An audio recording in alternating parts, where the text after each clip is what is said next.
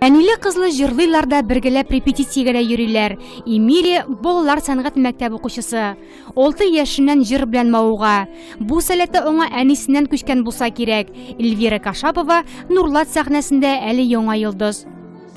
Мин инде бала чактан ук җырлыйм.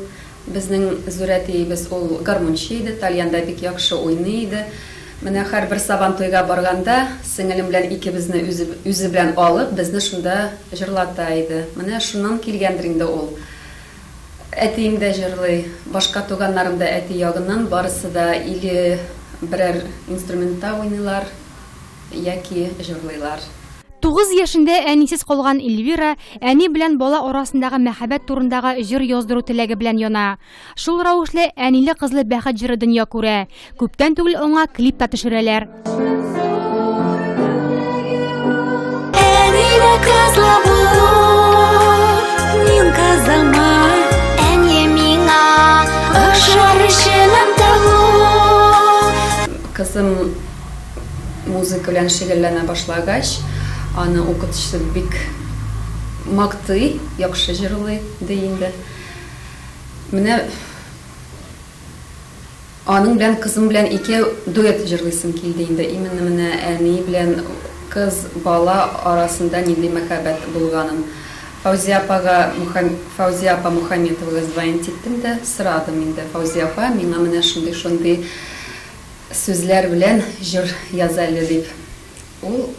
Миңа да ул тема бик якын диде, аның үзенең 3 кызы бар. Менә инде ул безнең өчен шундый менә матур сүзләр язып, көйен Альберт Галимуллин дигән яшь егет, яшь композитор көйен язды. Клипта Эльвира кызы һәм улы белән бергә төшә. Эмилия исә төп рольне башкара. Абыйсы Разил белән әнисен хыялындагы әкияти дөньяда күз алдына китерә.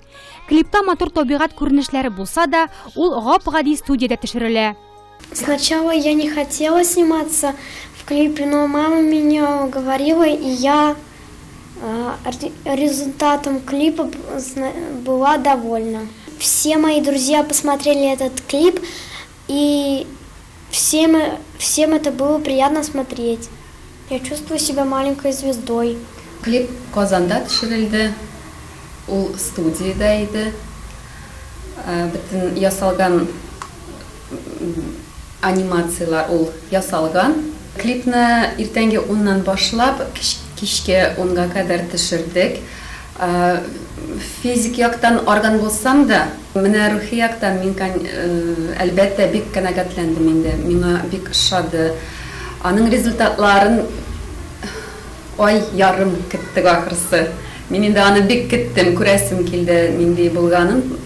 Күптән түгел Казанда үткәрелгән балалар һәм талантлы гаиләләр хит парады конкурсында катнашып, гаилә ансамбле номинациясендә 2нче урынга лаек була алар.